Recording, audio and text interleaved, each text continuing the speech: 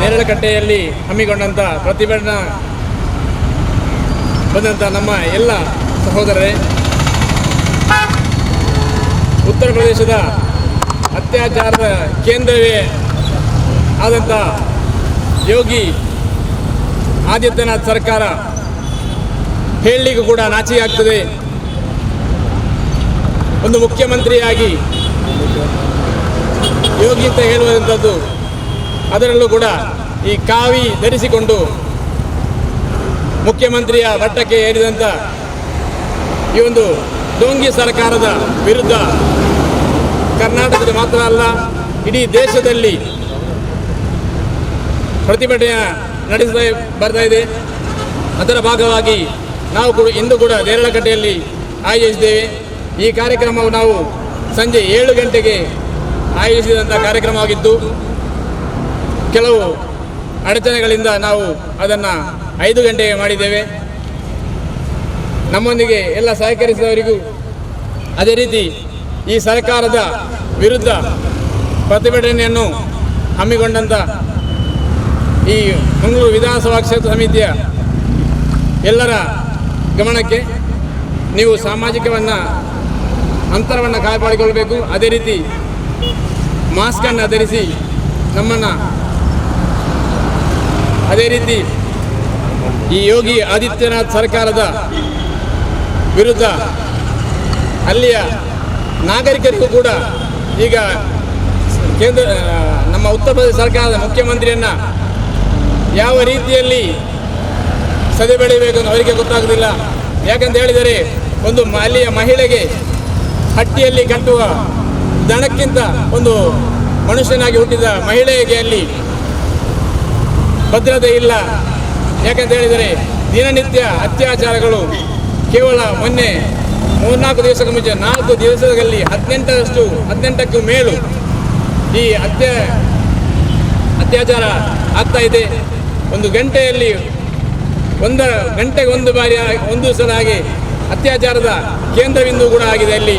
ಆದ ಕಾರಣ ಈ ರಾಜ್ಯದ ಅಲ್ಲಿ ವಿರೋಧ ಪಕ್ಷಗಳೇನಿದೆಯಾ, ಆ ವಿರೋಧ ಪಕ್ಷಗಳು ಬಾಯಿ ಮುಚ್ಚಿ ಕೂತ್ಕೊಂಡು, ಅದೇ ರೀತಿ ಕೇಂದ್ರ ಸರ್ಕಾರದಲ್ಲಿ ಕೂಡ ಅತ್ಯಾಚಾರಿಗಳು, ಕೇಂದ್ರ ಸರ್ಕಾರದ ಶಾಸಕರು ಮತ್ತು ಸಂಸದರು ಮತ್ತು ಎಲ್ಲರೂ ಇದೇ ಒಂದು ಅತ್ಯಾಚಾರದಲ್ಲಿ ಮುಳುಗಿ ಅವರಿಗೆ ಏನೂ ರಕ್ಷಣೆ ಇಲ್ಲ ಅಂತ ಒಂದು ವ್ಯವಸ್ಥೆ ಕೂಡ ಆಗಿದೆ. ಆದ ಕಾರಣ social democratic party of India ಇಂದಿನ ಈ ಕಾರ್ಯಕ್ರಮವನ್ನು ನಮ್ಮ ಅಧ್ಯಕ್ಷಸ್ಥಾನ ವಹಿಸಿದ ನಮ್ಮ ನಾಯಕರು, ಮಂಗಳೂರು ವಿಧಾನಸಭಾ ಕ್ಷೇತ್ರದ ಅಧ್ಯಕ್ಷರಾದಂಥ ಅಬ್ಬಾಸ್ ಕಿನ್ಯಾರನನ್ನು ಸ್ವಾಗತಿಸ್ತಾ ಇದ್ದೇನೆ. ಅದೇ ರೀತಿ ದಕ್ಷಿಣ ಕನ್ನಡ ಜಿಲ್ಲಾ ಸಮಾಜ ಕಾರ್ಯದರ್ಶಿ ಆದಂಥ ಅಶ್ರಫ್ ಮಂಚಿಯವರಿದ್ದಾರೆ, ಅವರನ್ನು ಕೂಡ ನಾನು ಇದೇ ಸಂದರ್ಭದಲ್ಲಿ ಸ್ವಾಗತಿಸ್ತಾ ಇದ್ದೇನೆ. Social democratic party of India ಇನ್ನೂರು ನಮ್ಮ ವಿಧಾನಸಭಾ ಸದಸ್ಯರಾದಂಥ ನಾಸೀರ್ ನೇರಳಕಟ್ಟೆ ಇದೆ, ಅವರಿಗೂ ನಾನು ಸ್ವಾಗತವನ್ನು ಕೋರ್ತಾ ಇದ್ದೇನೆ. ಅದೇ ರೀತಿ ಉಳ್ಳಾಲ ವಲಯ ಪಾಪ್ಯುಲರ್ ಫ್ರಂಟ್ ಆಫ್ ಇಂಡಿಯಾದ ಅಧ್ಯಕ್ಷರಾದಂಥ ತನ್ಸೀರ್ ಉಳ್ಳಾಲ್ ಅವರಿದ್ದಾರೆ, ಅದೇ ರೀತಿ ಅವರು ಕೂಡ ನಾನು ಸ್ವಾಗತವನ್ನು ಕೋರುತ್ತಾ ಇದ್ದೇನೆ. ಮಲಾರ್ ವಲಯ ಅಧ್ಯಕ್ಷರಾದಂಥ ಜಾಹಿದ್ ಮಲ್ಲಾರ್ ಅವರಿದ್ದಾರೆ, ಅವರನ್ನು ಕೂಡ ನಾನು ಇದೇ ಸಂದರ್ಭದಲ್ಲಿ ಸ್ವಾಗತಿಸ್ತಾ ಇದ್ದೇನೆ. ಅದೇ ರೀತಿ social democratic party of India ಸಮಿತಿ ಸದಸ್ಯರು LDTU ವಿಧಾನಸಭಾ ಅಧ್ಯಕ್ಷರಾದಂಥ ಇರ್ಷಾದ್ ಅಜ್ನಡಿಕ್ ಅವರಿದ್ದಾರೆ, ಅವರಿಗೂ ಸ್ವಾಗತವನ್ನು ಕೋರ್ತಾ ಇದ್ದೇನೆ. ಉಳ್ಳಾಲ ವಲಯ ಕಾರ್ಯದರ್ಶಿ ಅಂತ ಶಹೀದ್ ಕಿನ್ಯಾ ಅವರಿದ್ದಾರೆ, ಅವರನ್ನು ಕೂಡ ಸ್ವಾಗತಿಸ್ತಾ ಇದ್ದೇನೆ. ಹಿರಿಯರಾದ ಇಸ್ಮಾಯಿಲ್ ತಲಪಾಡಿ ಅವರಿದ್ದಾರೆ, ಅವರನ್ನು ಕೂಡ ಸ್ವಾಗತಿಸ್ತಾ ಇದ್ದೇನೆ. ಅದೇ ರೀತಿ ನಮ್ಮ ಕೌನ್ಸಿಲರ್ ಇದ್ದಾರೆ, ಅವರನ್ನು ಕೂಡ ಎಲ್ಲರನ್ನ ಸ್ವಾಗತಿಸಿ ಒಂದೇ ಭಾಗದಲ್ಲಿ ಅವರನ್ನೆಲ್ಲ ಸ್ವಾಗತಿಸ್ತಾ ಇದ್ದೇನೆ. ಅದೇ ರೀತಿ ಮಾಧ್ಯಮ ಮಿತ್ರರಿಗೂ ಪೊಲೀಸರಿಗೂ ಎಲ್ಲರಿಗೂ ಒಂದೇ ಭಾಗದಲ್ಲಿ ಸ್ವಾಗತಿಸ್ತಾ ನನ್ನ ಸ್ವಾಗತವನ್ನು ಕೊನೆಗೊಳಿಸ್ತಾ ಇದ್ದೇನೆ. ಮುಂದಕ್ಕೆ ಈ ಪ್ರತಿಭಟನಾಕಾರರ ಉದ್ದೇಶಿಸಿ ಮಾತಾಡಲಿಕ್ಕಿದ್ದಾರೆ ಉಳ್ಳಾಲ ವಲಯ ಅಧ್ಯಕ್ಷರಾದ ತನ್ಸೀರ್ ಅವರನ್ನು ನಾನು social democratic party of India ಇದರ ಮಂಗಳೂರು ವಿಧಾನಸಭಾ ಅಧ್ಯಕ್ಷರಾದ ಅಬ್ಬಾಸ್ ಕಿನ್ಯಾರ್ ಅವರೇ, ಅದೇ ರೀತಿ ಈ ಪ್ರತಿಭಟನಾ ಸಭೆಯಲ್ಲಿ ನಡೆದಿರುವಂತಹ ಇತರ ನಾಯಕರುಗಳೇ, ಅದೇ ರೀತಿ ಪ್ರತಿಭಟನಾಕಾರರೇ, ದೇಶದಾದ್ಯಂತ ಭಾರಿ ಕೋಲಾಹಲವನ್ನು ಸೃಷ್ಟಿಸಿರುವಂತಹ ಉತ್ತರ ಪ್ರದೇಶದ ಹತ್ರಾಸ್ನಲ್ಲಿ ನಡೆದಂಥ ಘಟನೆಯನ್ನು ನಾವು ಅವಲೋಕಿಸುವುದಾದರೆ ಖಂಡಿತವಾಗಿಯೂ ಕೂಡ ಉತ್ತರ ಪ್ರದೇಶದಲ್ಲಿ ಕಾನೂನು ಸುವ್ಯವಸ್ಥೆ ಸಂಪೂರ್ಣವಾಗಿ ಹದಗೆಟ್ಟಿದೆ ಎಂಬುದನ್ನು ನಾವು ಅರ್ಥ ಮಾಡಿಕೊಳ್ಳಬೇಕು. ಯಾಕಂತ ಹೇಳಿದರೆ ಉತ್ತರ ಪ್ರದೇಶದಲ್ಲಿ ಆರೋಗ್ಯ, ಶಿಕ್ಷಣ ಮತ್ತು ಮಹಿಳೆಯರ ರಕ್ಷಣೆಯಂತಹ ಜ್ವಲಂತವಾದಂತಹ ಸಮಸ್ಯೆಗಳನ್ನು ಬದಿಗೊತ್ತಿಕೊಂಡು ಅಲ್ಲಿ ನಿರಂತರವಾಗಿ ಅತ್ಯಾಚಾರಗಳು ನಡೀತಾ ಇದೆ. ಮಾತ್ರವಲ್ಲ, ಈ ಅತ್ಯಾಚಾರಗಳ ರಾಜಧಾನಿ ಎಂದು ಪ್ರಸಿದ್ಧ ಪಡೆದಿರುವಂತಹ ಉತ್ತರ ಪ್ರದೇಶದಲ್ಲಿ ಆಳ್ವಿಕೆ ನಡೆಸ್ತಾ ಇರುವಂತಹ ಯೋಗಿ ಸರ್ಕಾರ ಇದನ್ನು ನಿಯಂತ್ರಿಸುವಲ್ಲಿ ಸಂಪೂರ್ಣವಾಗಿ ವಿಫಲವಾಗಿದೆ ಎಂಬುದನ್ನು ನಾವು ಅರ್ಥ ಮಾಡಿಕೊಳ್ಳಬೇಕು. ದಿನಕ್ಕೊಂದರಂತೆ ಅತ್ಯಾಚಾರ ಪ್ರಕರಣಗಳು ಉತ್ತರ ಪ್ರದೇಶದಲ್ಲಿ ನಡೀತಾ ಇದೆ. ಆದರೆ ಇದನ್ನು ನಿಯಂತ್ರಿಸುವಲ್ಲಿ ಉತ್ತರ ಪ್ರದೇಶ ಸರ್ಕಾರ ಸಂಪೂರ್ಣವಾಗಿ ವಿಫಲವಾಗಿದೆ. ಇತ್ತೀಚೆಗಷ್ಟೇ ಉನ್ನಾವೋದಲ್ಲಿ ನಡೆದಂತಹ ಅತ್ಯಾಚಾರ ಘಟನೆಯ ಆರೋಪಿಯಾಗಿರುವಂತಹ ಬಿಜೆಪಿಯ ಕುಲದೀಪ್ ಸಿಂಗ್ ಸೆಂಗಾರ್ ಎಂಬಂತಹ ವ್ಯಕ್ತಿಯ ಅಪರಾಧ ಸಾಬೀತಾದ ಕೆಲವೇ ದಿನಗಳಲ್ಲಿ ಹತ್ರಾಸ್ನಲ್ಲಿ ಅತ್ಯಂತ ಭೀಕರವಾದಂತಹ ಅತ್ಯಾಚಾರ ಮತ್ತು ಕೊಲೆ ನಡೆದಿದೆ ಎಂಬುದನ್ನು ನಾವು ಅರ್ಥ ಮಾಡಿಕೊಳ್ಬೇಕು. ಯಾಕಂತ ಹೇಳಿದ್ರೆ ಇಲ್ಲಿ ಗಮನಾರ್ಹವಾದಂತಹ ವಿಚಾರ ಏನು ಅಂತ ಹೇಳಿದ್ರೆ, ಈ ಅತ್ಯಾಚಾರ ಮಾಡಿದಂಥ ಆರೋಪಿಗಳೆಲ್ಲರೂ ಕೂಡ ಮೇಲ್ಜಾತಿಯವರೆಂಬುದು ಕೂಡ ಇಲ್ಲಿ ಗಮನಾರ್ಹವಾದಂತಹ ವಿಚಾರ. ಅಷ್ಟು ಮಾತ್ರವಲ್ಲ, ಇಲ್ಲಿ ಅತ್ಯಾಚಾರಕ್ಕೊಳಗಾದಂತಹ ಸಂತ್ರಸ್ತೆ ಕೆಳಜಾತಿಯ ವಾಲ್ಮೀಕಿ ಸಮುದಾಯಕ್ಕೆ ಸೇರಿದಂತಹ ಯುವತಿಯಾಗಿದ್ದಾಳೆ. ಆದರೆ ಈ ಮೇಲ್ಜಾತಿಯ ಯುವಕರನ್ನ ರಕ್ಷಿಸಲಿಕ್ಕೆ ಬೇಕಾಗಿ ಅಥವಾ ಅತ್ಯಾಚಾರದ ಆರೋಪಿಗಳನ್ನ ರಕ್ಷಣೆ ಮಾಡಲಿಕ್ಕೆ ಬೇಕಾಗಿ ಅಲ್ಲಿರುವಂತಹ ಪೊಲೀಸ್ ಇಲಾಖೆ ಯೋಗಿ ಸರ್ಕಾರದ ಅನತಿಯಂತೆ ಕಾರ್ಯಾಚರಿಸುವುದು ನಮಗೆ ಕಾಣಲಿಕ್ಕೆ ಸಾಧ್ಯ ಆಗ್ತಾ ಇದೆ. ಅತ್ಯಾಚಾರ ನಡೆದಂತಹ ಸಂದರ್ಭದಲ್ಲಿ ಅತ್ಯಂತ ಕ್ರೂರವಾಗಿ ಅತ್ಯಾಚಾರಕ್ಕೊಳಗಾದಂತಹ ಮನೀಷಾ ಎಂಬಂತಹ ಯುವತಿಯ ನಾಲಿಗೆಯನ್ನು ಕತ್ತರಿಸಿಕೊಂಡು, ಅಷ್ಟು ಮಾತ್ರವಲ್ಲ ಅವಳ ಬೆನ್ನು ಮೂಳೆಯನ್ನು ಮುರಿದುಕೊಂಡು ಅವಳನ್ನು ಅತ್ಯಾಚಾರ ಮಾಡಿಕೊಳ್ಳಲಾಯಿತು. ಆದರೆ ಈ ಕೇಸ್ನ ಬಗ್ಗೆ FIR ಅನ್ನು ದಾಖಲಿಸಲಿಕ್ಕೆ ಪೊಲೀಸ್ ಇಲಾಖೆಯಲ್ಲಿ ವಿಳಂಬ ಮಾಡಿರುವುದು ಮಾತ್ರ ಅಲ್ಲ, ವೈದ್ಯಕೀಯ ತಪಾಸಣೆಗೊಳಪಡಿಸಲು ಕೂಡ ವಿಳಂಬ ಮಾಡಿದೆ. ಆದರೆ ಬಹಳ ತರಾತುರಿಯಲ್ಲಿ ಅವಳ ಮೃತದೇಹವನ್ನ ದಹನ ಮಾಡಿರುವಂತದ್ದು ಕೂಡ ನಮಗೆ ಕಾಣಲಿಕ್ಕೆ ಸಾಧ್ಯ ಆಯಿತು. ಕನಿಷ್ಠ ಪಕ್ಷ ಅವರ ಸಂಬಂಧಿಕರಿಗೂ ಕುಟುಂಬದವರಿಗೂ ಮೃತದೇಹವನ್ನ ನೋಡ್ಲಿಕ್ಕೂ ಕೂಡ ಅವಕಾಶ ಮಾಡಿಕೊಡದೆ ದಿಗ್ಬಂಧನವನ್ನ ಹೇರಿರುವಂತಹ ಘಟನೆಯೂ ಕೂಡ ಉತ್ತರ ಪ್ರದೇಶ ನಮಗೆ ಕಾಣಲಿಕ್ಕೆ ಸಾಧ್ಯ ಆಯಿತು. ಅದರೊಂದಿಗೆ ಅಲ್ಲಿಗೆ ಹೋದಂತಹ ಸಾಮಾಜಿಕ ನಾಯಕರನ್ನ, ರಾಜಕೀಯ ನಾಯಕರನ್ನ, ಮಾಧ್ಯಮಗಳನ್ನ ದಿಗ್ಬಂಧನಕ್ಕೊಳಪಡಿಸಿ ಅಲ್ಲಿ ಪ್ರವೇಶ ಮಾಡದಂತೂ ಕೂಡ ತಡೆ ಹಿಡಿಯುವಂತಹ ಘಟನೆ ಕೂಡ ನಮಗೆ ಉತ್ತರ ಪ್ರದೇಶದಲ್ಲಿ ಕಾಣಲಿಕ್ಕೆ ಸಾಧ್ಯ ಆಯಿತು. ಆತ್ಮೀಯ ಸಹೋದರರೇ, ನಮ್ಗೆ ಇದರಲ್ಲಿ ಅರ್ಥ ಮಾಡ್ಕೊಳ್ಬಹುದೇನು ಅಂತ ಹೇಳಿದ್ರೆ, ಆರೋಪಿಗಳ ರಕ್ಷಣೆ ಮಾಡಲಿಕ್ಕೆ ಬೇಕಾಗಿ ಯೋಗಿ ಸರ್ಕಾರ ತನ್ನ ಸರ್ಕಾರದ ಎಲ್ಲ ಯಂತ್ರಾಂಗಗಳನ್ನು ಉಪಯೋಗಿಸಿಕೊಂಡು ಆರೋಪಿಗಳ ರಕ್ಷಣೆಗೆ ಕೈ ಜೋಡಿಸಿ ನಿಂತು ಎಂಬುದನ್ನು ನಾವು ಅರ್ಥ ಮಾಡಿಕೊಳ್ಬೇಕು. ಯಾಕಂತ ಹೇಳಿದ್ರೆ ಉತ್ತರ ಪ್ರದೇಶದ ಮುಖ್ಯಮಂತ್ರಿ ಯೋಗಿ ಆದಿತ್ಯನಾಥ್ ಎಂಬಂತಹ ವ್ಯಕ್ತಿ ತಾನು ಅಧಿಕಾರಕ್ಕೆ ಬರುವುದಕ್ಕಿಂತ ಮೊದಲು ಅವರು ಕೊಟ್ಟಂತಹ ಹೇಳಿಕೆಯನ್ನು ಅಂತ ಹೇಳಿದ್ರೆ, ಮುಸ್ಲಿಂ ಮಹಿಳೆಯರ ಮೃತದೇಹಗಳನ್ನ ಕಬರ್ನಿಂದ ಮೇಲೆತ್ತಿಕೊಂಡು ಅದನ್ನ ಅತ್ಯಾಚಾರ ಮಾಡಬೇಕೆಂಬಂತ ಕರೆ ಕೊಟ್ಟಂತಹ ಒಬ್ಬ ವ್ಯಕ್ತಿಯಿಂದ ಖಂಡಿತವಾಗಿಯೂ ಕೂಡ ನಮಗೆ ನ್ಯಾಯವನ್ನು ನಿರೀಕ್ಷೆ ಮಾಡಲಿಕ್ಕೆ ಖಂಡಿತವಾಗಿಯೂ ಕೂಡ ಸಾಧ್ಯ ಇಲ್ಲ.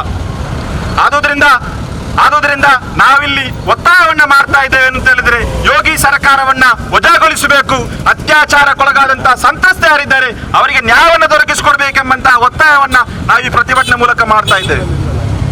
ಆದ್ರೆ ಯೋಗಿ ಸರ್ಕಾರ ತನ್ನ ವೈಫಲ್ಯಗಳನ್ನು ಮರೆಮಾಚಲಿಕ್ಕೆ ಬೇಕಾಗಿ, ಹತ್ರಾಸ್ ಘಟನೆಯಲ್ಲಿ ನಡೆದಂತಹ ವೈಫಲ್ಯಗಳನ್ನ ಮರೆಮಾಚಲಿಕ್ಕೆ ಬೇಕಾಗಿ ಈಗ ಬೇರೆ ಒಂದು ಕುಂಭದ ಬೆನ್ನು ಬಿದ್ದಿದೆ. ಅಂದ್ರೆ ಇಲ್ಲಿ ಜನರ ಮೈಂಡ್ ಅನ್ನ ಡೈವರ್ಟ್ ಮಾಡಲಿಕ್ಕೆ ಅಥವಾ ಜನರ ಗಮನವನ್ನ ಬೇರೆಡೆ ಸೆಳೆಯಲಿಕ್ಕೆ ಬೇಕಾಗಿ ಇದೀಗ ಅತ್ಯಾಚಾರದ ನಂತರ ನಡೆದಂತಹ ಪ್ರತಿಭಟನೆಗಳನ್ನ ಗಮನಿಸಲಿಕ್ಕೆ ಬೇಕಾಗಿ ಇವತ್ತು PFI ಮತ್ತು SDP ಹೆಸರನ್ನ ಉಪಯೋಗ ಮಾಡಿಕೊಂಡು ಹೇಳ್ತಾ ಇದ್ದೇನೆ ಅಂತ ಹೇಳಿದ್ರೆ, ಈ ಪ್ರತಿಭಟನೆ ಸಭೆಯಲ್ಲಿ ಅಥವಾ ಅಲ್ಲಿ ನಡೆದಂತಹ ಪ್ರತಿಭಟನೆಯಲ್ಲಿ ಪಾಪ್ಯುಲರ್ ಫ್ರಂಟ್ ಮತ್ತು SDP ಕೈವಾಡ ಇದೆ ಎಂಬಂತಹ ವರದಿಗಳು ಕೂಡ ನಮಗೆ ಮಾಧ್ಯಮದಲ್ಲಿ ಕಾಣಲಿಕ್ಕೆ ಸಾಧ್ಯ. ನಮಗೆ ಬಹಳ ಹೆಮ್ಮೆ ಇದೆ ಏನು ಅಂತ ಹೇಳಿದ್ರೆ, ಖಂಡಿತವಾಗಿಯೂ ಕೂಡ ನಮಗೆ ಅನ್ಯಾಯಕ್ಕೊಳಗಾದಂತಹ ಜನರಿಗೆ ನ್ಯಾಯವನ್ನು ದೊರಕಿಸಿಕೊಡುವಂತಹ ಹೋರಾಟದಲ್ಲಿ ನಾವು ಮುಂಚೂಣಿಯಲ್ಲಿದ್ದೇವೆ ಎಂಬಂತಹ ಒಂದು ಸಂದೇಶವನ್ನ ಈ ಮೂಲಕ ಕೊಡಲಿಕ್ಕೆ ನಮಗೆ ಸಾಧ್ಯ ಆಯ್ತು ಸಹೋದರರೇ. ಅಷ್ಟು ಮಾತ್ರವಲ್ಲ, ಈ ಆರೋಪಗಳನ್ನ ಇವರು ಮಾಡಿರುವಂತಹ ನಿರಾಧಾರ ಆರೋಪಗಳು ಇದು ಮೊದಲೇನಲ್ಲ. ಇದಕ್ಕಿಂತ ಮೊದಲು ಇವರು ಹಲವಾರು ಬಾರಿ ದೆಹಲಿ ಗಲಭೆ ಆಗಿರ್ಬೋದು, ಬೆಂಗಳೂರಿನ ಡಿಜೆಯಲ್ಲಿ ಕೆಜೆಯಲ್ಲಿ ಗಲಭೆ ಆಗಿರ್ಬೋದು, ಅಥವಾ ಮಂಗಳೂರಿನಲ್ಲಿರುವಂತಹ ಗೋಲಿಬಾರ್ ಆಗಿರ್ಬೋದು, ಎಲ್ಲದರಲ್ಲೂ ಕೂಡ SDPI ಅನ್ನ, ಪಾಪ್ಯುಲರ್ ಫ್ರಂಟ್ ಅನ್ನ ಅವರು ಏನ್ ಮಾಡ್ತಾ ಇದ್ದಾರೆ, ಕನೆಕ್ಟ್ ಮಾಡ್ತಾ ಇದ್ದಾರೆ. ಅಂದ್ರೆ ಇವರು ಜನರ ಗಮನವನ್ನು ಏನ್ ಮಾಡಬೇಕು, ಬೇರೆಯವರಿಗೆ ಡೈವರ್ಟ್ ಮಾಡಬೇಕು, ಆ ಮೂಲಕ ಇವರ ವೈಫಲ್ಯಗಳನ್ನ ಮರೆಮಾಚಬೇಕೆಂಬ ಉದ್ದೇಶ ಮಾತ್ರ ಇವರಿಗೆ ಇರುವಂತದ್ದು. ಆದುದರಿಂದ ನಾವು ಒತ್ತಾಯ ಮಾಡ್ತಾ ಇದ್ದೇವೆ ಅಂತ ಹೇಳಿದ್ರೆ, ಖಂಡಿತವಾಗಿಯೂ ಕೂಡ ಈ ಘಟನೆಯ ಬಗ್ಗೆ, ಹತ್ರಾಸ್ನಲ್ಲಿ ನಡೆದಂತಹ ಅತ್ಯಾಚಾರದ ಬಗ್ಗೆ ನೈಜಾಂಶವನ್ನ ಜನರಿಗೆ ತಿಳಿಸಬೇಕು. ಆ ನೈಜಾಂಶವನ್ನ ಜನರಿಗೆ ತಿಳಿಸಬೇಕಾದ್ರೆ ನಿವೃತ್ತರಾದಂತಹ ಸುಪ್ರೀಂ ಕೋರ್ಟ್ನ ನ್ಯಾಯಾಧೀಶರುಗಳನ್ನ ನೇಮಕ ಮಾಡಿಕೊಂಡು ಆ ಮೂಲಕ ತನಿಖೆಯನ್ನು ಮಾಡಬೇಕು. ಆ ಮೂಲಕ ಜನರಿಗೆ ಈ ಘಟನೆಯ ನೈಜಾಂಶವನ್ನು ತಿಳಿಸಬೇಕೆಂಬುದನ್ನ ನಾವು ಈ ಮೂಲಕ ಒತ್ತಾಯಪಡಿಸುತ್ತಾ ನನ್ನ ಅವಕಾಶಕ್ಕೆ ಹೊಂದಿಸುತ್ತಾ ಧನ್ಯವಾದಗಳು. ದಕ್ಷಿಣ ಕನ್ನಡ ಜಿಲ್ಲೆಯ ಉಳ್ಳಾಳ ವಿಧಾನಸಭಾ ಕ್ಷೇತ್ರದ ಒಂದು ಪ್ರಮುಖ ಕೇಂದ್ರವಾಗಿರುವಂಥ ದೇರ್ಲಕಟ್ಟೆಯಲ್ಲಿ ನಡೆದಿರುವಂತಹ ಈ ಒಂದು ಪ್ರತಿಭಟನೆ ಈ ದೇಶದಲ್ಲಿ ಅತ್ಯಂತ ಹೆಚ್ಚು ಜನಸಂಖ್ಯೆಯನ್ನು ಹೊಂದಿರುವಂತಹ, ಮಾತ್ರವಲ್ಲ 29 ರಾಜ್ಯಗಳಲ್ಲಿ ಹಿಡಿದು ಈ ದೇಶವು ಅತ್ಯಂತ ಹೆಚ್ಚು ಹಿಂಸಾತ್ಮಕವಾಗಿ ಕೆಲಸ ಮಾಡಲು ಪ್ರಚೋದನೆ ನೀಡುವಂತಹ ಬಾಬರಿ ಮಸೀದಿ ಇರುವಂಥ ಒಂದು ಪ್ರದೇಶದ ಆ ರಾಜ್ಯದಲ್ಲಿ ಇವತ್ತು ಒಬ್ಬ ಸನ್ಯಾಸಿ, ದೇಶವನ್ನು ಆಳಲು ಬಾರದಂತಹ ಒಬ್ಬ ಅಪ್ರಾಮಾಣಿಕ ಮತ್ತು ಮಾನವೀಯತೆ ಇಲ್ಲದಂತಹ ಒಬ್ಬ ಸನ್ಯಾಸಿ ಆದಿತ್ಯನಾಥ್ ಯೋಗಿ ಎಂಬ ಮುಖ್ಯಮಂತ್ರಿ ಉತ್ತರ ಪ್ರದೇಶವನ್ನು ಆಳ್ತಾ ಇದ್ದಾರೆ. ಯಾಕೆ ಈ ರೀತಿಯಾಗಿ ನಾನು ಪೀಠಿಕೆಯಿಂದ ಆರಂಭ ಮಾಡ್ತೀರಂದ್ರೆ, ಈ ಭಾರತ ದೇಶಕ್ಕೆ, ಈ ಭಾರತಾಂಬೆ ಇರುವಂತಹ ಈ ಮಣ್ಣಿಗೆ ಒಂದು ಪಾವಿತ್ರ್ಯತೆ ಇದೆ. ಈ ದೇಶ 29 ರಾಜ್ಯಗಳಲ್ಲಿ ಬೇರೆ ಬೇರೆ ಧರ್ಮಗಳನ್ನ, ಬೇರೆ ಬೇರೆ ಉಪಜಾತಿಗಳನ್ನು ಹೊಂದಿಕೊಂಡು ಪರಸ್ಪರ ಸೌಹಾರ್ದಯುತವಾಗಿ ಎಲ್ಲ ಸಮುದಾಯದ ಜನರು ಅವರವರ ಆಚಾರ, ವಿಚಾರ, ಸಂಸ್ಕೃತಿ, ಪರಂಪರೆಯನ್ನ ಯಾವುದೇ ಭೇದ ಭಾವ ಇಲ್ಲದೆ ಆಚಾರವನ್ನು ಮಾಡ್ತಿರುವಂಥ ಒಂದು ಸಮುದಾಯ ಈ ದೇಶದಲ್ಲಿದೆ. ಆದರೆ 74 ವರ್ಷದ ಇತಿಹಾಸದಲ್ಲಿ 11 ವರ್ಷಗಳಿಂದ social democratic party of India ಈ ದೇಶಕ್ಕೆ ಪಾದಾರ್ಪಣೆ ಮಾಡಿದ ನಂತರ ಇಲ್ಲಿರುವಂಥ ಯಾವುದೇ ಆಡಳಿತ ಮಾಡಿದಂತರ ಪಕ್ಷಗಳಿರಲಿ ಅಥವಾ ಕೋಮುವಾದಿ ಬಿಜೆಪಿ ಇರಲಿ, ನಿಮ್ಮ ಹಣೆಬರ ಮತ್ತು ನಿಮ್ಮ ಹಿಡನ್ ಅಜೆಂಡಾಗಳನ್ನು ಈ ದೇಶಕ್ಕೆ ಸರಿಯಾಗಿ ಮನವರಿಕೆ ಮಾಡಿದವರು social democratic party of India ಮಾತ್ರ ತಿಳ್ಕೊಳ್ಬೇಕು. ಎರಡನೇದಾಗಿ ವಿಷಯಕ್ಕೆ ಬರ್ತೇನೆ ಅಂದರೆ, ಈ ದೇಶದ ರಾಜಧಾನಿ ಆಗಿರುವಂತಹ ದೆಹಲಿಯಲ್ಲಿ ಇವತ್ತು 3 ನಿಮಿಷಗಳಲ್ಲಿ ಒಂದು ಅತ್ಯಾಚಾರ ನಡೀತಾ ಇದೆ. ಇದು ಮೋದಿ ಮತ್ತು ಅಮಿತ್ ಶಾ ಇರುವಂತಹ ಈ ದೇಶವನ್ನು ಬಹಳಷ್ಟು ಪ್ರೀತಿ ಮಾಡಿಕೊಂಡು ನಾವೇ ದೊಡ್ಡ ದೇಶ ಪ್ರೇಮಿಗಳನ್ನು ಬೀದಿಯಲ್ಲಿ ಹೇಳ್ತಿರುವಂತಹ ಭಕ್ತರಿಗೆ ಹೇಳ್ತಾ ಇದ್ದೇನೆ, ಬಿಜೆಪಿಯ ಭಕ್ತರೇ, ನೀವು ತಿಳ್ಕೊಳ್ಬೇಕು. ಇವತ್ತು ನೀವು UPಯಲ್ಲಿ ನಡೆದಿರುವಂತಹ, ಹತ್ರಾಸ್ನಲ್ಲಿ ನಡೆದಿರುವಂತಹ 17 ವರ್ಷದ ಮನೀಷಾ ವಾಲ್ಮೀಕಿ ಸಮುದಾಯದ ಒಬ್ಬ ಯುವತಿಯನ್ನ ಅತ್ಯಾಚಾರ ಮಾಡಿಕೊಂಡು ಅವಳು ಯಾವುದೇ ನ್ಯಾಯಾಲಯದಲ್ಲಿ ಹೋಗಿ ಐ ವಿಟ್ನೆಸ್ ಸಾಕ್ಷಿ ಹೇಳಬಾರದು ಎಂಬ ಉದ್ದೇಶ ಅವಳು 4 ಕಡೆ ಕತ್ತರಿಸಲಾಯಿತು. ಅವಳ ಸೊಂಟದ ಮೂಳೆಯನ್ನು ಮುರಿಯಲಾಯಿತು ನಡೆಯಬಾರದಾಗಿ. ಅವಳಿಗೆ ಬೇಕಾದಾಗಿ ಅವಳಿಗೆ ತಲಿಸಲಾಯಿತು.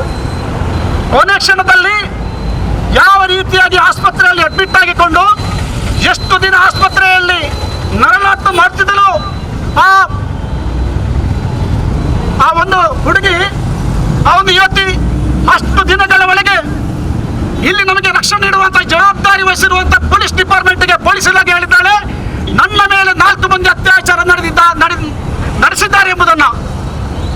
ಆದರೆ ಆ ಯುವತಿ ಯಾವುದೇ ಮಾತಿಗೆ ಸ್ವಲ್ಪ ಕೂಡ ಕಿಂಚಿತ್ ಬೆಲೆ ಕೊಡದೆ, ಒಂದು ಮಾನವೀಯತೆ ಇಲ್ಲದಂತೆ ಯೋಗಿ ಆದಿತ್ಯನಾಥರ ಆ ಮಾತನ್ನ ಕೇಳಿಕೊಂಡು ಯಾವುದೇ ರೀತಿಯಾಗಿ 4 ಠಾಕೂರ್ ಆ ಒಂದು ಆರೋಪಿಗಳ ಮೇಲೆ ಯಾವುದೇ ರೀತಿಯಾಗಿ ಕ್ರಮವನ್ನು ಕೈಗೊಳ್ಳಿಲ್ಲ.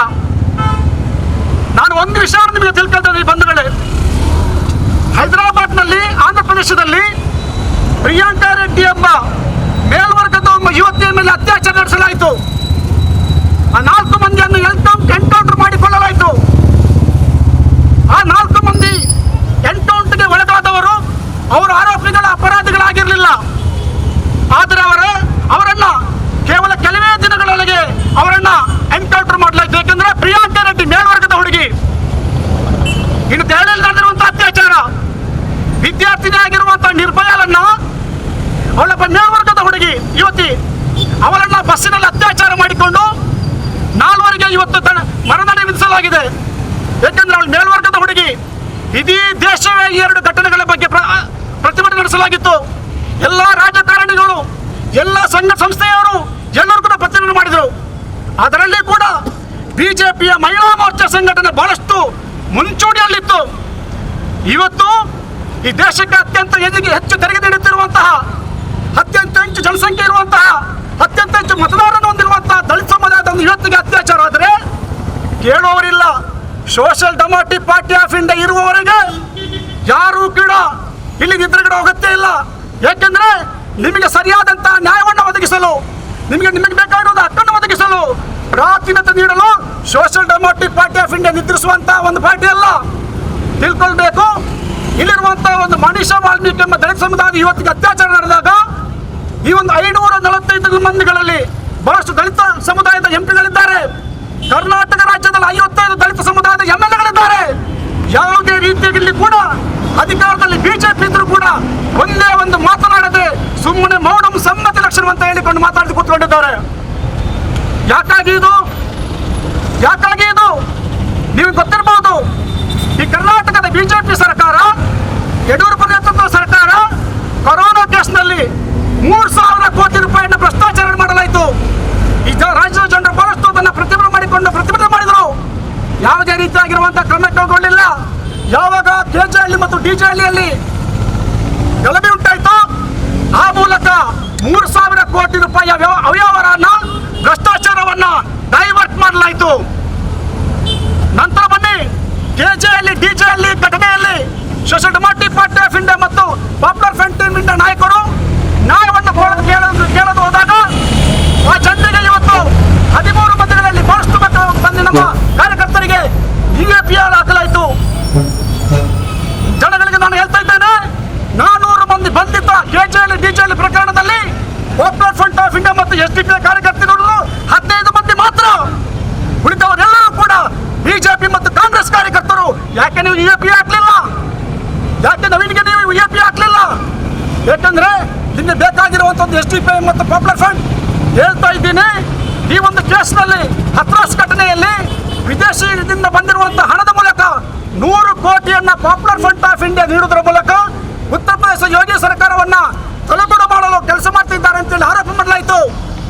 ಒಂದೇ ದಿವಸದಲ್ಲಿ NS ಡಿಪಾರ್ಟ್ಮೆಂಟ್ ED ಸಂಸ್ಥೆ ಇವತ್ತು ಹೇಳಿಕೊಂಡಿದೆ 100 ಕೋಟಿ ರೂಪಾಯಿ ಪಾಪ್ಯುಲರ್ ಫ್ರಂಟ್ಗೆ ಬಂದಿಲ್ಲ. ಹತ್ರಾಸ್ ಘಟನೆಯಲ್ಲಿ ಅದರ ನಂತರ ಆಗಿರುವಂತಹ ಎಲ್ಲ ಘಟನೆಗಳಿಗೆ ಭೀಮ್ ಆದ್ಮಿ ಕಾರಣ ಅಂತ ಹೇಳ್ತಾ ಇದೆ. ಇವತ್ತು ಡೈವರ್ಟ್ ಮಾಡಲಾಗಿದೆ. ಪಾಪ್ಯುಲರ್ ಫ್ರಂಟ್ ಆಫ್ ಇಂಡಿಯಾಕ್ಕೆ ನ್ಯಾಯ ಸಿಕ್ಕಿದೆ ಒಂದೇ ದಿನದಲ್ಲಿ. ಯಾಕೆಂದ್ರೆ social democratic party of India ಆಗಿರಲಿ, ಪಾಪ್ಯುಲರ್ ಫ್ರಂಟ್ ಆಫ್ ಇಂಡಿಯಾ ಆಗಿರಲಿ, ಇದರ ದೇಶದ ಸಂವಿಧಾನವನ್ನ ಅದನ್ನ ನಂಬಿಕೊಂಡು ಅದನ್ನು ಉಳಿಸುವುದಕ್ಕೋಸ್ಕರ ಅದಕ್ಕಾಗಿ ಪ್ರಾಣವನ್ನು ಕೂಡ ಒಟ್ಟೆ ಇಡಲು ಕೆಲಸ ಮಾಡ್ತಿರುವಂತಹ ಒಂದು ಸಂಘಟನೆ ಮತ್ತು ಪಕ್ಷ. ಆದ್ದರಿಂದ ಇವತ್ತು ಯೋಗಿ ಸರ್ಕಾರ ಇವತ್ತು ಎಂತ ಒಂದು ಅಯೋಗ್ಯ ಅಂದ್ರೆ, ಯಾವತ್ತು ಆದಿತ್ಯನಾಥ್ ಯೋಗಿರವರು ಉತ್ತರ ಪ್ರದೇಶದಲ್ಲಿ ಅಧಿಕಾರಕ್ಕೆ ಬಂದು ಅವರಿಗೆ ಪದ ಸ್ವೀಕಾರ ಸಂದರ್ಭದಲ್ಲಿ 50% ಬಿಜೆಪಿಯ ಶಾಸಕರ ಗೈರುಹಾಜರಾಗಿದ್ರು. ಯಾಕೆಂದ್ರೆ ಇವತ್ತು ಅಯೋಗ್ಯ ಅಂತ ಅವರಿಗೆ ಕೂಡ ತಿಳಿದಿತ್ತು. ಒಂದು ವಿಷಯವನ್ನ 2 ದಿವಸಗಳ ಹಿಂದೆ ಮತ್ತೊಂದು ಘಟನೆ ಸಂಭವಿಸಿದೆ. ರಾಜಸ್ಥಾನದಲ್ಲಿ ನಡೆದಿರುವಂತಹ ಒಂದು ದೊಡ್ಡದಾಗಿರುವಂತಹ ಒಂದು ಘಟನೆ.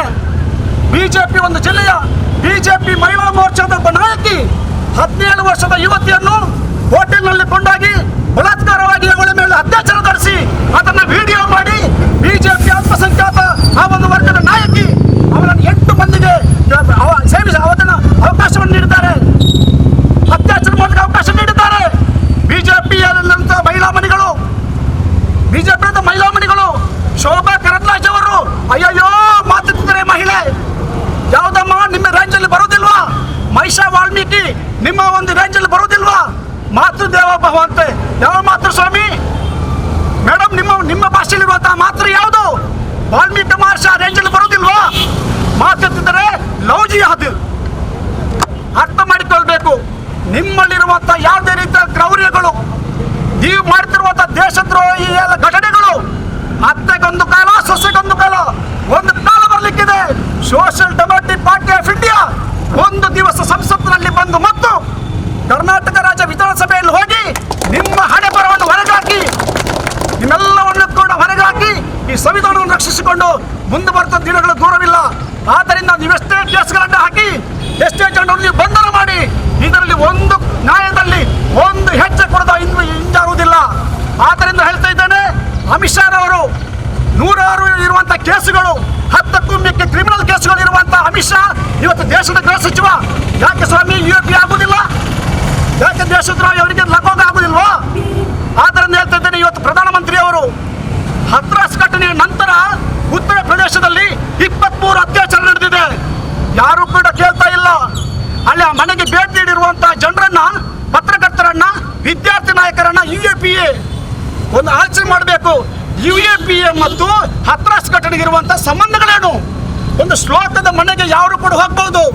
ಯಾಕಂದ್ರೆ ಮಾನವೀಯತೆಯ ಬಗ್ಗೆ, ಶ್ಲೋಕದ ಬಗ್ಗೆ, ಧರ್ಮದ ಬಗ್ಗೆ ಯೋಗಿಗೆ ಯಾವುದೇ ರೀತಿಯಾಗಿರುವಂತಹ ಸಂಬಂಧ ಇಲ್ಲ. ಯಾಕಂದ್ರೆ ಅವರೊಬ್ಬ ಅಯೋಗ್ಯ ಮುಖ್ಯಮಂತ್ರಿ, ಅವರಿಗೆ ಮಾನವೀಯತೆ ಇಲ್ಲ. 2 ಗಂಟೆ ಹೊತ್ತಿನಲ್ಲಿ ಮನೀಷಾ ವಾಲ್ಮೀಕಿಯ ಆ ಒಂದು ಮೃತದೇಹವನ್ನ ಒಂದು ಬಯಲಿನಲ್ಲಿ ಕೊಂಡೋಗಿ ಅವರ ಮನೆಯವರಿಗೆ ಕೂಡ ಅವಕಾಶ ನೀಡದೆ, ಅವರ ತಂದೆ ತಾಯಿಗೂ ಕೂಡ ದರ್ಶನದ ಅವಕಾಶ ನೀಡದೆ ಅವರನ್ನು ಸುಟ್ಟು ಹಾಕಿದ್ದಾರೆ. ಒಂದು ಶ್ಲೋಕ ಕೂಡ ಪಠಿಸಲಿಲ್ಲ. ಮತ್ತೆ ಯಾವ ಶ್ರೀರಾಮಚಂದ್ರನ ಧರ್ಮವನ್ನ ನೀವು ಅನುಕರಿಸುತ್ತಿದ್ದೀರಿ ಯೋಗಿ ಅವರೇ? ನಿಮಗೂ ಶ್ರೀರಾಮಚಂದ್ರನಿಗೂ ಯಾವುದೇ ರೀತಿಯಾಗಿರುವಂತಹ ಸಂಬಂಧ ಇಲ್ಲ. ಸಂಬಂಧ ಇರುವಂತಹದ್ದು ನಿಮಗೆ ಸಂಘ ಪರಿವಾರ ಮತ್ತು ಯೋಗಿಗೆ. ಆದ್ದರಿಂದ ಅದು ಶ್ರೀರಾಮಚಂದ್ರನ ಯಾವುದೇ ರೀತಿಯಾಗಿರುವಂತಹ ಒಂದು ಧರ್ಮವಾಗಿರಲಿ, ಒಂದು ಪೈಗಂಬರ ಧರ್ಮವಾಗಿರಲಿ, ಎಲ್ಲವನ್ನು ಒಟ್ಟಾಗಿ ಒಂದು ಐಕ್ಯತೆಯಲ್ಲಿ ನೋಡಿಕೊಂಡು ಅದನ್ನು ನೋಡಿಕೊಂಡು ಭಾರತ ಸಂವಿಧಾನವನ್ನ ನಾವು ಸ್ವೀಕರಿಸಿಕೊಂಡು ಇಲ್ಲಿ ಕೆಲಸ ಮಾಡುವಂತಹ ಒಂದೇ ಒಂದು ಪಕ್ಷ ಇದ್ರೆ social democratic party of India ಮಾತ್ರ. ಆದ್ದರಿಂದ ಕೂಡಲೇ ಕೇಂದ್ರ ಸರ್ಕಾರ ಇದಕ್ಕೆ ಹಸ್ತಕ್ಷೇಪ ಮಾಡಿಕೊಂಡು ಯೋಗಿ ಆದಿತ್ಯರನ್ನ ವಜಾ ಮಾಡಬೇಕು. ಅಲ್ಲಿ ಕಾನೂನು ರೂಪದಲ್ಲಿದೆ, ಅಲ್ಲಿರುವಂತಹ ಎಲ್ಲ ಮಹಿಳೆಯರಿಗೆ ರಕ್ಷಣೆ ನೀಡಬೇಕಂತ ಈ ಸಂದರ್ಭದಲ್ಲಿ ಒತ್ತಾಯಿಸುತ್ತಾ ಅವಕಾಶಕ್ಕೆ ವಂದನೆಗಳು. ಎಲ್ಲರಿಗೂ ಅಸ್ಸಲಾಂ ಅಲೈಕುಂ, ಶುಭ ಸಂಜೆ. ಉದ್ದೇಶಿಸಿ ಮಾತಾಡಲಿಕ್ಕಿದ್ದಾರೆ ಲೇಖಕರು, ಸಾಮಾಜಿಕ ಹೋರಾಟಗಾರರಾದ ಇಸ್ಮತ್ ವಜೀರರನ್ನು ನಾನು ಅಭಿನಂದನೆ ಕೈಗೊಳ್ತಾ ಇದ್ದೀನಿ. ಜಗತ್ತು ಕಂಡ, ಆಧುನಿಕ ಜಗತ್ತು ಕಂಡ ಮಹಾನ್ ಕ್ರಾಂತಿಕಾರಿಗಳಲ್ಲೊಬ್ಬರಾದಂತಹ ಅರ್ನೆಸ್ಟೋ ಚೆಗುವಾರ ಅವರ ಹುತಾತ್ಮ ದಿನ. ಚೆಗುವಾರ ಒಂದು ಮಾತು ಹೇಳಿದ್ದಾರೆ, ಜಗತ್ತಿನಲ್ಲಿ ವಿಮೋಚನೆಯ ವಿರುದ್ಧ ಮತ್ತು ಅನ್ಯಾಯದ ವಿರುದ್ಧ ಜಗತ್ತಿನ ಯಾವ ಮೂಲೆಯಲ್ಲಿಯೂ ಹೋರಾಟ ಮಾಡುವವರಿದ್ದರೆ ಆ ಹೋರಾಟಗಾರರಿಗೆ ನಾನು ಸಂಗಾತಿ ಅಂತ ಹೇಳಿ. ನಾನು ಮೂಲತಃ ಯಾವುದೇ ಒಂದು ರಾಜಕೀಯ ಪಕ್ಷದವನಲ್ಲ. SDPI ಪಕ್ಷ ಅನ್ಯಾಯದ ವಿರುದ್ಧ ಹೋರಾಟ ಮಾಡ್ತಾ ಇದೆ. ಹಾಗಿರೋದ್ರಿಂದ ಅದರ ಜೊತೆ ಕೈ ಜೋಡಿಸಿಕೊಂಡು ನಾನಿಲ್ಲಿ ಬಂದಿದ್ದೆ. ಸ್ನೇಹಿತರೆ, ನಾನು ಇದಕ್ಕೆ ಪ್ರಿಪೇರ್ ಆಗಿ ಬಂದಿಲ್ಲ. ಒಂದೆರಡೇ ಮಾತುಗಳನ್ನು ಆಡಿ ಒಂದು ಕವನವನ್ನು ತಮ್ಮ ಮುಂದೆ ವಾಚಿಸಿ ನನ್ನ ಮಾತುಗಳನ್ನು ನಿಲ್ಲಿಸ್ತೇನೆ. ಇತ್ತೀಚಿನ ನ್ಯಾಷನಲ್ ಕ್ರೈಮ್ ರೆಕಾರ್ಡ್ಸ್ ಬ್ಯೂರೋ ಇದರ ಅಧ್ಯಯನದ ಪ್ರಕಾರ ಉತ್ತರ ಪ್ರದೇಶದಲ್ಲಿ ದಿನವೊಂದಕ್ಕೆ ನಡೆಯುತ್ತಿರುವಂತಹ ಅತ್ಯಾಚಾರಗಳ ಸಂಖ್ಯೆ 18. ಒಂದು ವಿಚಾರ ನೀವು ಯೋಚಿಸ್ಕೊಳ್ಳಿ, ಈ ಅತ್ಯಾಚಾರ ಅಂತ ಹೇಳುವಂಥದ್ದೆಲ್ಲ ಬಲಾತ್ಕಾರ ಮಾಡುವಂಥದ್ದು, ಇದರಲ್ಲಿ ಈ ಹೆಣ್ಣು ಮತ್ತು ಗಂಡಿನ ಮಧ್ಯೆ ಒಂದು ಆಕರ್ಷಣೆ ಖಂಡಿತವಾಗಿ ಇರ್ತದೆ. ಈ ಅತ್ಯಾಚಾರ ಅಂತ ಹೇಳುವಂಥದ್ದು ಇದು ಆಕರ್ಷಣೆಯಿಂದ ಮಾಡುವುದಲ್ಲ, ಇದೊಂದು ಸೈಕೋಪಾತ್ ಮೆಂಟಾಲಿಟಿಯಿಂದ ಮಾತ್ರ ಮಾಡಲಿಕ್ಕೆ ಸಾಧ್ಯ. ಯಾಕಂತ ಹೇಳಿದ್ರೆ ಅತ್ಯಾಚಾರ ಮಾಡುವಾಗ ಗಂಡಿಗೆ ಯಾವ ಸುಖವೂ ಸಿಗುವುದಿಲ್ಲ. ಇದು ಒಂದು ಸೈಕೋಪಾತ್ ಮೆಂಟಾಲಿಟಿ, ಒಂದು ದ್ವೇಷವನ್ನು ಹರಡಲಿಕ್ಕಾಗಿ ಇದನ್ನು ಮಾಡ್ತಾ ಇದ್ದಾರೆ. UP ಸೈಕೋಪಾತ್ಗಳ ಸ್ವರ್ಗ ಆಗ್ತಾ ಇದೆ ಅಂತೇಳಿ ನಾನು ಈ ಸಂದರ್ಭದಲ್ಲಿ ಹೇಳಿಕ್ಕೆ ಬಯಸ್ತೇನೆ. ಮತ್ತು ಜಗತ್ತಿನಲ್ಲಿ ಭಾರತ ತಲೆ ತಗ್ಗಿಸುವಂತಹ ಒಂದು ಪರಿಸ್ಥಿತಿಯನ್ನ ಅಯೋಗ್ಯನ ಸರ್ಕಾರ ತಂದಿತ್ತಿದೆ. UPಯನ್ನ ಅಯೋಗ್ಯನ ಸರ್ಕಾರ ರೇಪಿಸ್ಟ್ಗಳ ಸ್ವರ್ಗ ಮಾಡಿದೆ ಅಂತ ಹೇಳಲಿಕ್ಕೆ ನಾನು ವಿಷಾದ ಪಡ್ತೇನೆ. ಸ್ನೇಹಿತರೆ, ಈ ನಿಟ್ಟಿನಲ್ಲಿ ಇತ್ತೀಚೆಗೆ ನನ್ನ ಮಿತ್ರರು ಹಿರಿಯ ಸಾಹಿತಿ ಸಾಲೆತ್ತೂರು ಅಬೂಬಕರ್ ಫೈಜಿ ಅವರು ಬರೆದಂತಹ ಒಂದು ಕವನವನ್ನು ತಮ್ಮ ಮುಂದೆ ವಾಚಿಸ್ಲಿಕ್ಕೆ ಬಯಸ್ತೇನೆ. ಕವನದ ಶೀರ್ಷಿಕೆ ನೆತ್ತರು ಅವನಿಗೆ ಅತ್ತರು. ಅತ್ತರು ಅಂದರೆ ಸುಗಂಧ ದ್ರವ್ಯ. ಅವನಿಗೆ ಕೇಳಿಸುತ್ತಿಲ್ಲ ದಲಿತ ಬಲಿಪಶುವ ಆಕ್ರಂದನ. ಅವನಿಗೆ ಕೇಳಿಸುತ್ತಿಲ್ಲ ದಲಿತ ಬಲಿಪಶುವ ಆಕ್ರಂದನ. ಅದಾನಿ ಅಂಬಾನಿಗಳ ಕಾಂಚಾನದ ಟನಟನ ನಡುವೆ, ಅದಾನಿ ಅಂಬಾನಿಗಳ ಕಾಂಚಾನದ ಟನಟನ ನಡುವೆ ಅವನಿಗೆ ಕಾಣುತ್ತಿಲ್ಲ ದಲಿತ ಹೆಣ್ಣಿನ ಕತ್ತರಿಸಲಾದ ನಾಲಗೆಯ ನೆತ್ತರು. ದಲಿತ ಹೆಣ್ಣಿನ ಕತ್ತರಿಸಲಾದ ನಾಲಗೆಯ ನೆತ್ತರು. ಅದಾನಿ ಅಂಬಾನಿಗಳ ಬೂಟುಗಾಲಿನ ಕಪ್ಪುಗಳ ನಡುವೆ, ಅದಾನಿ ಅಂಬಾನಿಗಳ ಬೂಟುಗಾಲಿನ ಕಪ್ಪುಗಳ ನಡುವೆ ನೆತ್ತರು ಅವನಿಗೆ ಅತ್ತರು, ನೆತ್ತರು ಅವನಿಗೆ ಅತ್ತರು. ಗುಜರಾತಿನ ಓಣಿಗಳಲ್ಲಿ ಹರಿದ ನೆತ್ತರೇ ಅವನನ್ನು ಗುಜರಾತಿನ ಓಣಿಗಳಲ್ಲಿ ಹರಿದ ನೆತ್ತರೆ ಅವನನ್ನು ಎತ್ತರಕ್ಕೇರಿಸಿದ ಅತ್ತರು. ಯಾರೇ ಅತ್ತರು, ಯಾರೇ ಸತ್ತರು, ಕಾಲುವೆಯಾಗಿ ಹರಿದರೂ ನೆತ್ತರು, ಅವನಿಗದು ಅತ್ತರು. ಅಮಾಯಕ ಹೆಣ್ಣು ಜೀವ ಒದ್ದಾಡಿ ಇಂಚಿಂಚಾಗಿ ಸತ್ತು ಹೊತ್ತಿ ಉರಿದರು. ಅಮಾಯಕ ಹೆಣ್ಣು ಜೀವ ಒದ್ದಾಡಿ ಇಂಚಿಂಚಾಗಿ ಸತ್ತು ಹೊತ್ತಿ ಉರಿದರು. ಅಚಲನೀತ ಅದು ತನ್ನ ಮುದ್ದು ಮಕ್ಕಳ ತುಂಟಾಟ, ಅದೊಂದು ಮೋಜು. ಮುಸಿ ನಗುತ್ತಿದ್ದಾನೆ ಮೀಸೆಯಡಿಯಲ್ಲಿ. ಬೆಹನೋ ಬಾಯಲ್ಲಿ ಮಾತ್ರ. ರಾಮಭಕ್ತರ ರಾಕ್ಷಸಿ ಹಸ್ತದಲ್ಲಿ ನಾಲಗೆ ತುಂಡರಿಸಿ ಶೀಲಭಂಗವಾಗಿ ಹಿಂಡಿ ಹೊಸೆಯಲ್ಪಟ್ಟ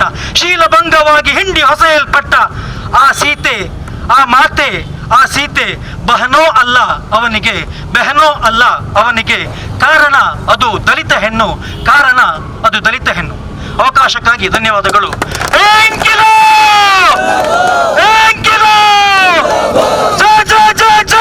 ಭೀಮ್.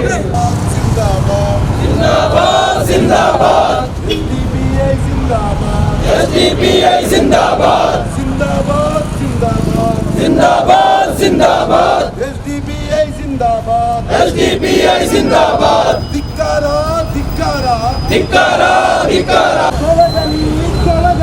ತೊಲಗಲಿ.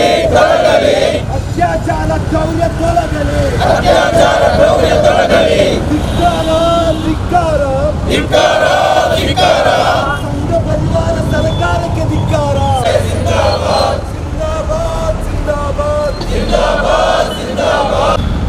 ದಲಿತ ಯುವತಿಯ ಮೇಲೆ ಅತ್ಯಾಚಾರ ನಡೆದ ವಿರುದ್ಧವಾಗಿ social Democrat party of Mangaluru ವಿಧಾನಸಭಾ ಕ್ಷೇತ್ರ ವತಿಯಿಂದ ಪ್ರತಿಭಟನಾ ಸಭೆಯನ್ನು ಏರ್ಪಡಿಸಿದ ಈ ಪ್ರತಿಭಟನಾ ಸಭೆಯಲ್ಲಿ ಪ್ರಾಸ್ತಾವಿಕ ಭಾಷಣ ಮಾಡಿದ ಉಳ್ಳಾಲ ವಲಯ ಅಧ್ಯಕ್ಷರಾದ ತನ್ಜೀಲ್ ರವರಿಗೆ ಮಂಗಳೂರು ವಿಧಾನಸಭಾ ಕ್ಷೇತ್ರ ವತಿಯಿಂದ ಧನ್ಯವಾದವನ್ನು ಅರ್ಪಿಸುತ್ತೇನೆ. ಅದೇ ರೀತಿ social Democrat party of India Dakshina Kannada ಜಿಲ್ಲೆಯ ಕಾರ್ಯದರ್ಶಿಯಾದ ಅಸ್ಲಂ ಬಂಜಿ ಸವಿಸ್ತಾರವಾಗಿ ಭಾಷಣ ಮಾಡಿದ್ದಾರೆ. ಅವರಿಗೆ ಕೂಡ ನಮ್ಮ ಮಂಗಳೂರು ವಿಧಾನಸಭಾ ಕ್ಷೇತ್ರ ವತಿಯಿಂದ ಧನ್ಯವಾದವನ್ನು ಅರ್ಪಿಸುತ್ತೇನೆ. ಅದೇ ರೀತಿ ಒಂದು ಚುಟುಕು ಭಾಷಣ ಮಾಡಿದಂತಹ ಇಸ್ಮತ್ ಫಜೀರ್ ಅವರಿಗೆ ಕೂಡ ನಾನು ಧನ್ಯವಾದವನ್ನು ಅರ್ಪಿಸುತ್ತೇನೆ.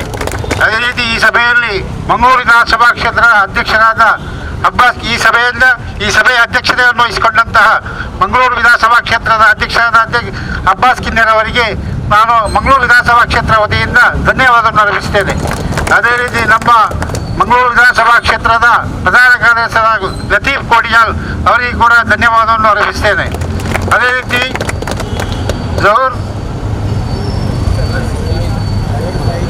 ಜಾಹಿದ್ ಮಲರ್, ಆಮೇಲೆ ಮಂಗಳೂರು ವಿಧಾನಸಭಾ ಕ್ಷೇತ್ರದ SCTU ಸೋಷಿಯಲ್ ಡೆಮಾಕ್ರಾಟ್ ಟ್ರೇಡ್ ಯೂನಿಯನ್ನ ಅಧ್ಯಕ್ಷರಾದ ಇರ್ಷಾದ್ ಅಜಿನಡ್ಕ, ಅದೇ ರೀತಿ ಹಲವಾರು ನಮ್ಮ ಸೋಷಿಯಲ್ ಡೆಮಾಕ್ರಾಟ್ ಪಾರ್ಟಿಯ ಹಲವಾರು ನಾಯಕರು ಅವರಿಗೂ ಕೂಡ ನಾನು ಧನ್ಯವಾದವನ್ನು ಅರ್ಪಿಸ್ತೇನೆ. ಅದೇ ರೀತಿ ಮಂಗಳೂರು ವಿಧಾನಸಭಾ ಕ್ಷೇತ್ರಕ್ಕೆ ಒಳಪಟ್ಟ ಎಲ್ಲ ಗ್ರಾಮೀಣ ಸಮಿತಿಯ ಅಧ್ಯಕ್ಷರು, ಕಾರ್ಯದರ್ಶಿಗಳು, ಕಾರ್ಯಕರ್ತರು, ಆಮೇಲೆ ಇಲ್ಲಿ ನಡೆದಂಥ ಎಲ್ಲ ಕಾರ್ಯಕರ್ತರು, ಇಲ್ಲಿಯ ನಾಗರಿಕರು, ದೃಶ್ಯ ಮಾಧ್ಯಮದವರಿಗೆ ಮತ್ತು ನಮ್ಮ ಪೊಲೀಸ್ ಸಿಬ್ಬಂದಿಯವರಿಗೆ ಎಲ್ಲರಿಗೂ ಒಂದೇ ಮಾತಿನಲ್ಲಿ ಧನ್ಯವಾದ ಅರ್ಪಿಸ್ತಾ ನಮ್ಮ ಇವತ್ತಿನ ಈ ಕಾರ್ಯಕ್ರಮವನ್ನು ಕೊನೆಗೊಳಿಸುತ್ತೇನೆ.